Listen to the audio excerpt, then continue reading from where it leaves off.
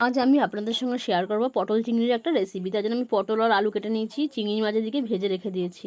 কড়াই তেল দিয়ে একটুখানি হলুদ দিয়ে পটলটাকে আমি খুব ভালো করে ভেজে তুলে রেখেছি। এবার ওই তেলের মধ্যেই আমি একটু সাদা জিরে, কাঁচা লঙ্কা আর পেঁয়াজ আমি ভেজে নিচ্ছি। পেঁয়াজটা একটু ভালো করে ভাজতে দেবো, পেঁয়াজটা ভালো করে ভাজা হোক। তারপরে আমি কেটে রাখা আলুটা দিয়ে দেবো, আর দিয়ে দেবো একটু নুন, আর দিয়ে দিলাম আদা বাটা, রসুন বাটা। রসুনটা একটু ভাজা ভাজা হয়ে যাবে, তারপরে আমি দেবো আদা দিয়ে দিলাম, টমেটো দিয়ে দিলাম, একটু হলুদ দিয়ে ভালো করে কষবো।